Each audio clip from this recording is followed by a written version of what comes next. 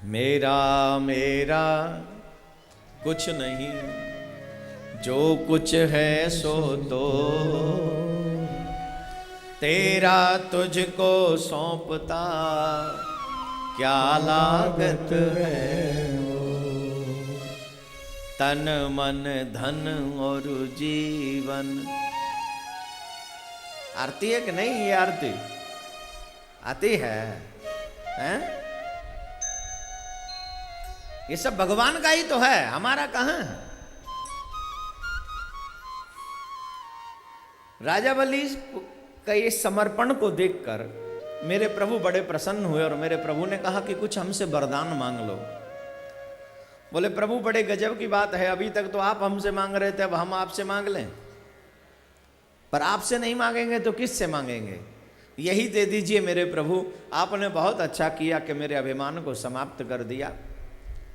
जीव जब अभिमानी हो जाता है तो वो भगवान से दूर हो जाता है, आपसे दूर हो जाता है।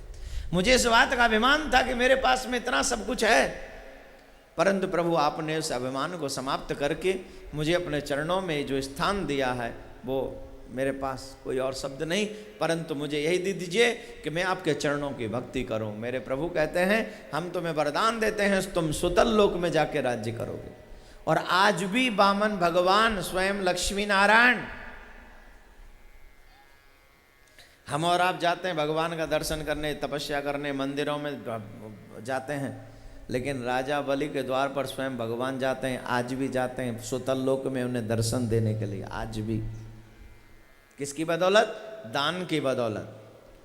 जो जीव मन कर्म वचन से सत्कर्म करने में दान लगा देता है, दान करता है, अपना धन लगाता है, याद रखिएगा पाप की कमाई कभी अच्छी जगह नहीं लगती, लेकिन अगर नेक कमाई हो तो वो अच्छी जरूर लग जाती है। कहीं ना कहीं नेक काम में जब लगती है तो मेरा परमात्मा आपको स्वीकार कर लेता है, आपके धन को स्वीकार कर लेता है। बोले राधे राधे।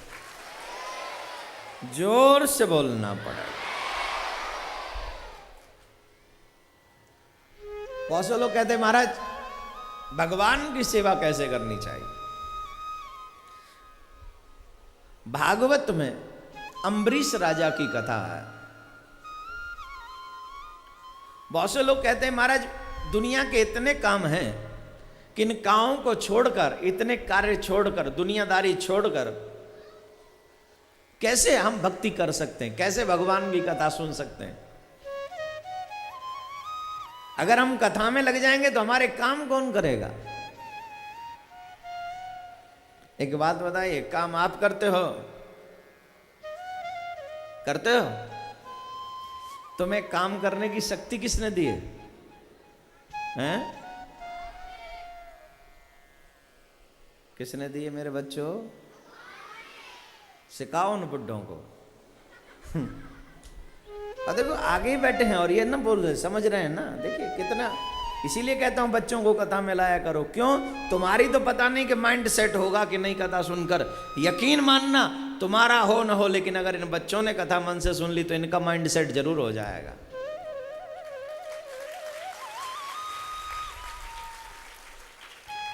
जोर से बोलना पड़ेगा एक बार, और जोर से बोलिए।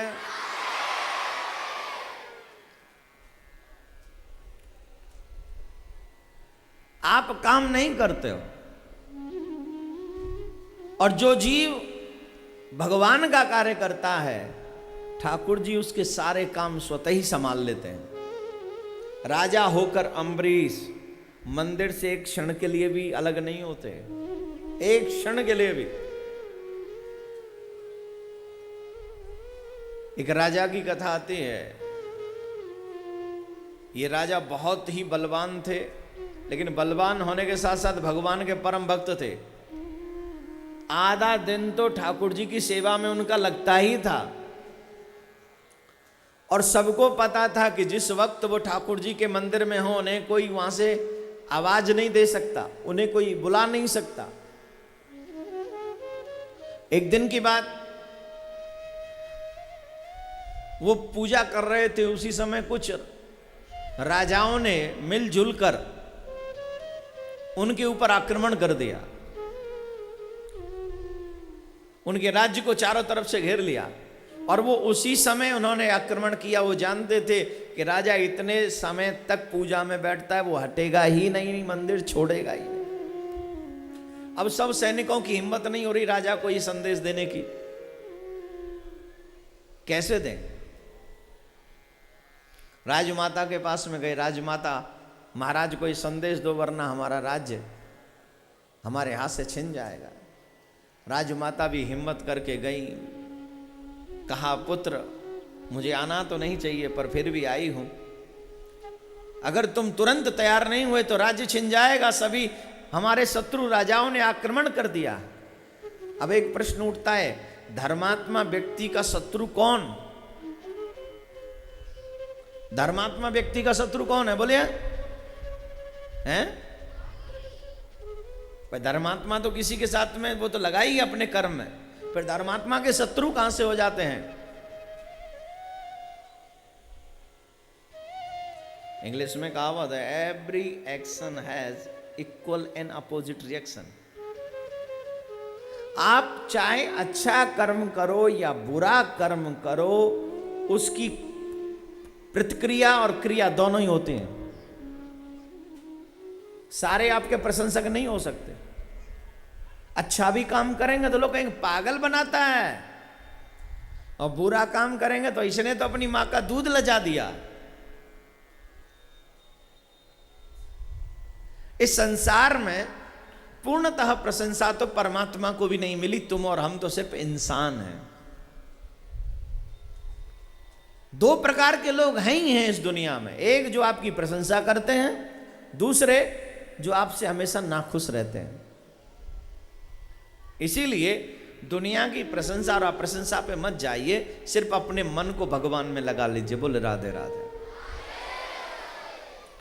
तो राजा से राजमाता ने कहा पुत्र मुझे आना नहीं चाहिए फिर भी आई हूं, राज के ऊपर विपत्ति है। बोले चाहे राज छिन जाए मुझे फर्क नहीं पड़ता, लेकिन मैं भगवान की पूजा छोड़ दूं ये मुझसे कभी नहीं हो सकता। मां क्षमा करना, आप पधारो, मुझे ठाकुर की पूजा करने दो। अब राजमाता क्या कहे, बैठ गई चुप। अब जिसके सारे चुप बैठे हैं वो क्या कर रहा है, चुप बैठा है? नहीं, घोड़ा लिया, हाथ में तलवार ली और घोड़े पर सवार होकर राजा का रूप बनाकर टूट पड़े उस सेना पर। मेरे प्रभु अकेले दौड़ पड़े, अकेले, और जाकर पूरी सेना को तहस नहस कर दिया। और उन सबको, कुछ भाग गए, कुछ अधमरे वहीं पड़े रह गए। वो जब सब भाग गए वहां उधर राजा की पूजा पूरी हुई। राजा ने घोड़ा निकाला तो देखा घोड़े को पसीना आ रहा है, वही राजा का घोड़ा। अरे ये तो कहीं गया, पसीना आ रहा है क्यों? हो सकता है लापरवाही बरती होगी। घोड़े को लिया, हाथ में तलवार ली और राजा अपनी सेना के साथ गए। और जब सेना के साथ गए तो वहां तो युद्ध समाप्त था, वहां तो कुछ था ही नहीं। वहां पर जो कुछ लोग अधमरे पड़े थे उनसे पूछा भाई क्या कंडीशन है, ये किसने किया? तो बोले आप ही ने तो किया, आप अकेले आए थे और हम सबको मार पीट के चले गए, सब कुछ भाग गए, कुछ यहाँ सब युद्ध आप जीत गए। और राजा को जब ये पता चला तो राजा समझ गए ये कार्य मेरे ठाकुर के सिवा कोई और नहीं कर सकता, कोई और नहीं कर सकता। अब देखिए, जब आपको भगवान पर विश्वास नहीं है, यकीन नहीं है, तो भगवान कैसे आएगा आपके जीवन में? याद रखिएगा भगवान आता है, लेकिन कब आता है भगवान जानते हो? भगवान तब आता है जब जीव को पूर्ण विश्वास अपने परमात्मा पे हो जाता है। वो निश्चित तौर पर आता है, वो बार बार आता है।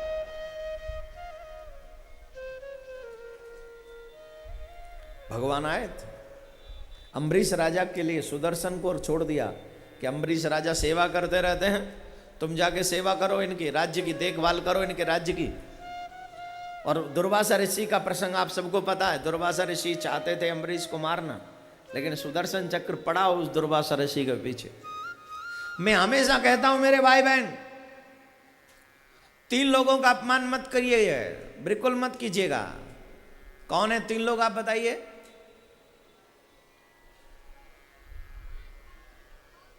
कथा सुनते हो बार बार तो मालूम ही ना होगा आपको। किस किस का अपमान नहीं करना है? ब्राह्मण, साधु और भक्त। इन तीनों का अपराध करने का मतलब है तुम्हारे विनाश की शुरुआत उसी समय से, उसी समय से। हो सकता है उसका प्रतिफल तुम्हें बाद में देखने को मिले, लेकिन जब तुम ब्राह्मण, साधु और भक्त का अपमान करते हो, ब्राह्मण जिसने ब्राह्मण कुल में जन्म लिया हो, साधु जिसने घर छोड़ दिया हो, भक्त जो घर में रहकर अपने परमात्मा के चरणों में पूर्ण समर्पित रहता हो, इन तीनों लोगों का अपमान कभी मत कीजिएगा, बिल्कुल मत कीजिएगा। अब बहुत से लोग कह रहे होंगे महाराज ब्राह्मण हो के संत का अपराध कर दें तो, या संत हो के ब्राह्मण का अपराध कर दें तो। अम्बरीश राजा की कथा सुन लो, समझ में आ जाएगी। दुर्वासा ऋषि है, साधु, और अम्बरीश भक्त है। अपराध किया भक्त का, किसने? ऋषि ने। फल क्या मिला? तीनों लोकों में दौड़ना पड़ा। इवन भगवान भोलेनाथ ने मना कर दिया, मैं तुम्हारी हेल्प नहीं कर सकता, I never help you. Brahma ji ने मना कर दिया, हम तुम्हारी हेल्प नहीं कर सकते। स्वयं नारायण भगवान के पास गए कि प्रभु आपका सुदर्शन है, बचा लीजिए सुदर्शन से। तो मेरे प्रभु कहते हैं अगर आपने मेरा अपराध किया होता तो मैं आपको क्षमा कर देता, लेकिन आपने मेरा नहीं मेरे भक्त का अपराध किया है, इसलिए माफ करना, मेरे पास ये अधिकार नहीं कि मैं आपको क्षमा कर सकूं।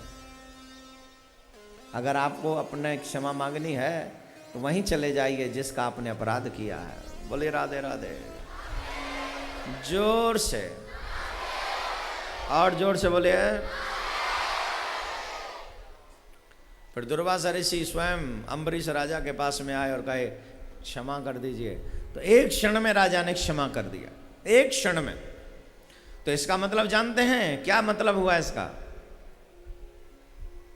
संत, ब्राह्मण और भक्त, इनका कभी अपराध मत कीजिएगा।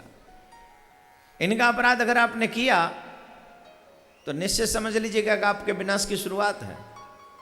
हाथ जोड़ के प्रार्थना, इन तीनों का अपराध मत कीजिएगा। भगवान अपने भक्तों की रक्षा भी करते हैं, सुरक्षा भी करते हैं और उनका पालन भी करते हैं।